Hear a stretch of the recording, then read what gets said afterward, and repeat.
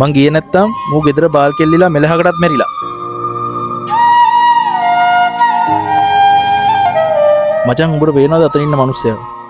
මම හැමදාම දකිනවා බං ඌ ඔතන තියෙන ප්ලාස්ටික් ටොපි කොල අනම්මනම් ගෙදර අරන් යනවා. ඔව් මමත් කීවතාවම දැකලා තියෙනවා අපා. මොන වුණත් හිතොන්ද මිනිස්සෙක්. කාටවත් කරදරයක් නැහැ. අම්මට සිරි යන්න රු වැටුණා බං.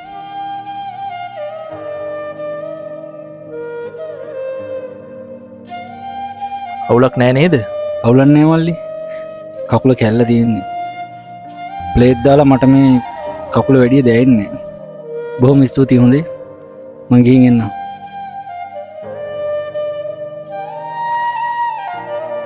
උඹට පිස්සු ඇදිලාද කියපන්කෝ? උඹේ ජීවිතෙත් එක්ක බලද්දී ඒකේ කවුද බං? මං එතනට ආවෙ නැත්තම් මෙලහකටත් ඔය මැරිලා. මට මෙහෙම ජීවත් වෙන්න බෑ බං. කොහොමද ගියන්කෝ මේ වේදනාවත් එක්ක ජීවත් වෙන්නේ? වේදනාවද ප්‍රශ්නේ මල්ලි? මම දුර ඉඳන් බලාගෙන හිටියේ. වෙනදට මෙතෙන්ට ඇවිල්ලා hina වෙලා කතා කරලා යන කොල්ලෝ දෙන්න අද මොකක් හරි ලොකු ප්‍රශ්නයක. ඔව් අයියේ මූ මේ ජීවිතේ නැති කරගන්න හදනවා.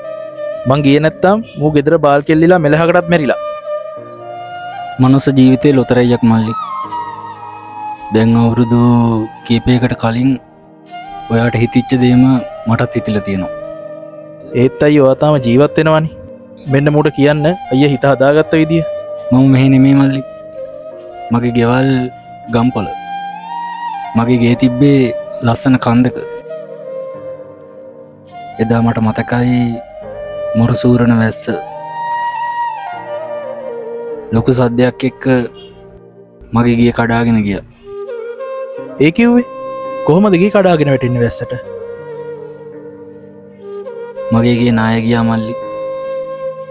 නාය යන්න කලින් මං ගොඩක් සතුටින් හිටියේ. ඒත් ඒ සතුට නැති වෙන්න තප්පරයක්වත් ගියේ නෑ.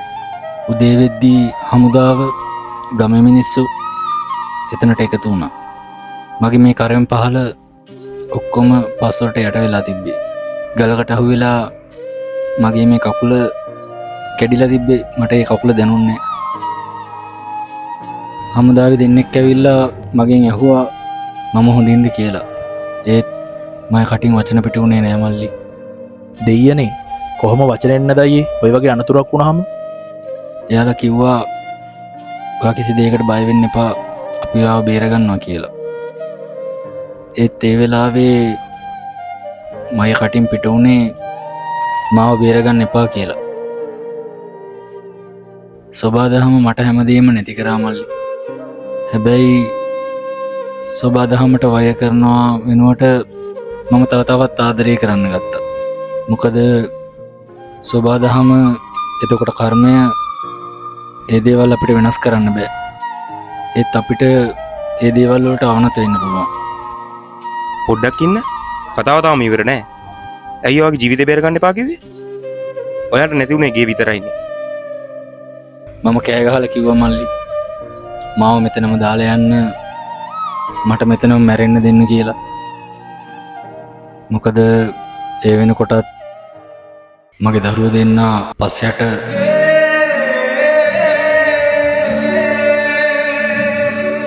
මගේ මේ අත් දෙකෙන් තද කරන් අල්ලන් හිටියේ මල්ලි.